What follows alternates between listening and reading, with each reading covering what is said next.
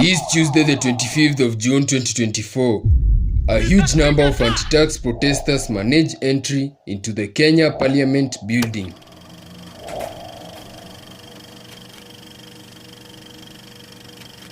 This is after many hours of cat-and-mouse games with the police in which up to 10 protesters have been confirmed shot dead. What started as peaceful demonstrations across the country in the morning turned south very fast when the protesters in Nairobi tried heading into the parliament. Here, the police not only used tear gases and water canisters to try and disperse the crowds, but also used live bullets on the demonstrators. And in the aftermath of these events, up to 100 people were injured and rushed to emergency centers set up around the city by different organizations such as the Red Cross Kenya.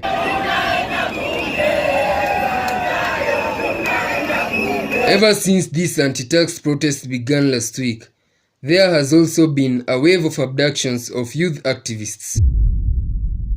Shad Khalif, Austin Omondi, Franje, Gabriel Uguda, Wamboi Zuena, Billy Kimani, Dre Mwangi, and Osama Otero are the known to be abducted, some even from their homes.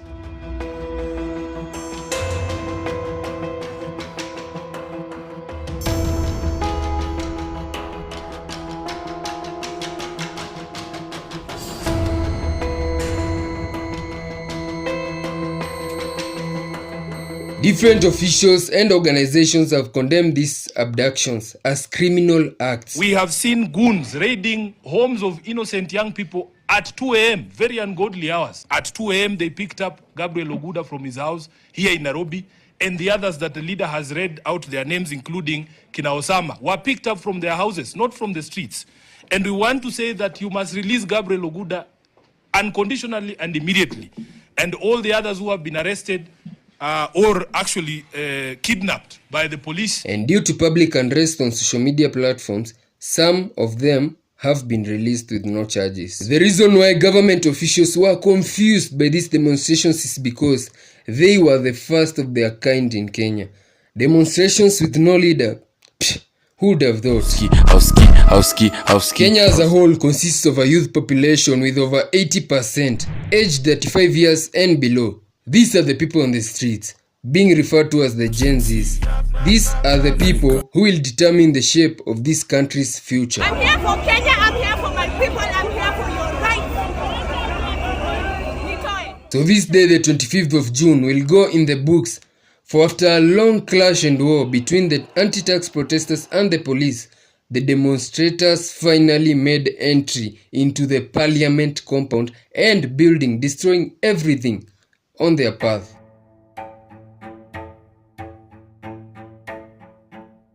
This has never been done before in this country. You can see the shattered glass on the floor. On the roads and the streets, the chants were the same.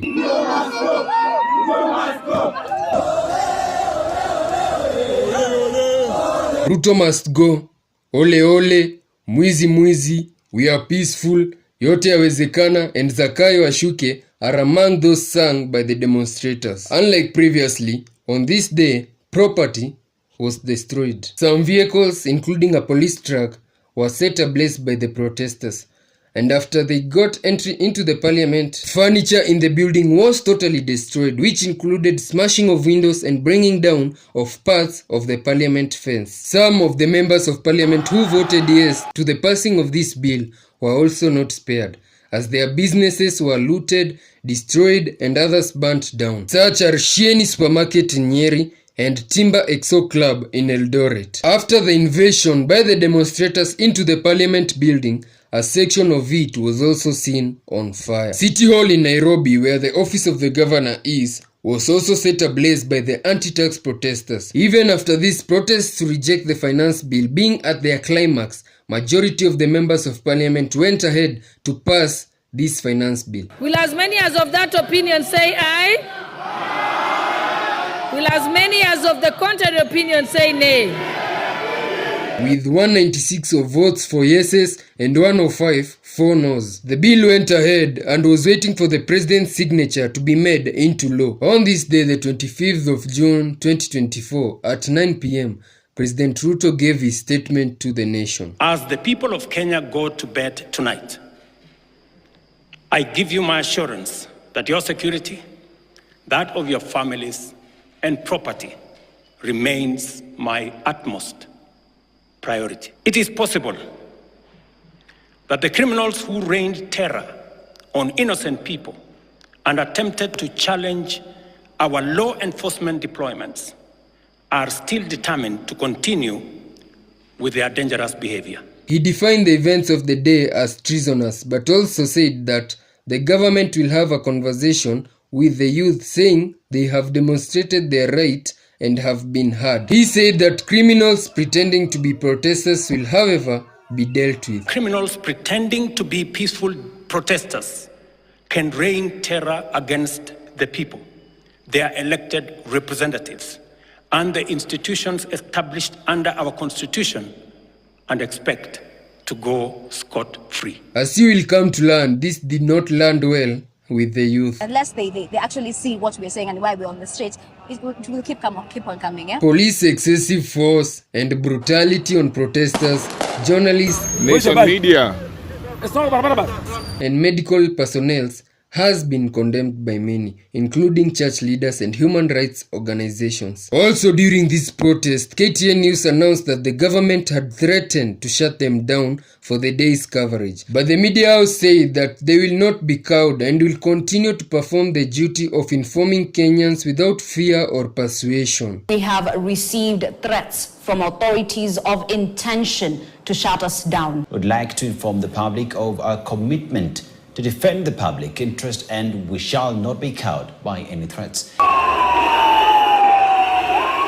Some have shared that these protests all over the country were no longer about the Finance Bill 2024, but about the government system in general, saying they have had enough. Yani, punda amechoka. Why are we being charged to be on periods, something that we didn't choose? It is said that the Finance Bill 2024 was just but a trigger that set everything loose. Last month, when the president traveled to the USA to meet President Biden, Kenyans were for sure not happy to hear that 200 million Kenya shillings was spent on the private jet.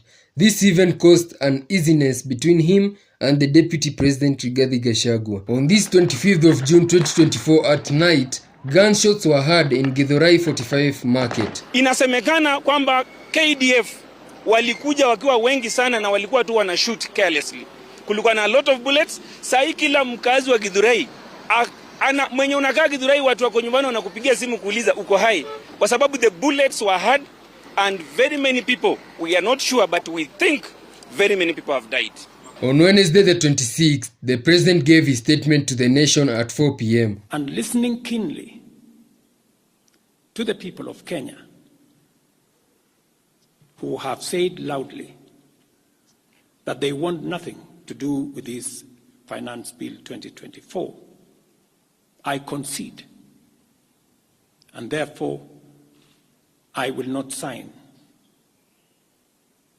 the 2024 Finance Bill, and it shall subsequently be withdrawn, and I have agreed with these members that that becomes our collective position.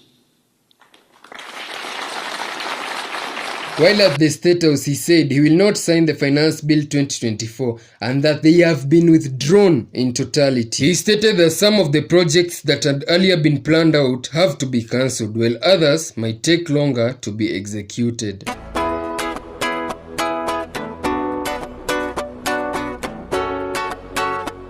So the question is, what next? What does this mean for Kenyans? For young people? Did we win? After listening to the president's speech on Wednesday, I don't know. Why does it not feel like a win then? Leave your thoughts in the comment section below, and don't leave without subscribing to HEARTYJG Films, and see you in our next video. Let's hope that finally peace prevails and we go back to normalcy, for businesses and the economy of the country are suffering.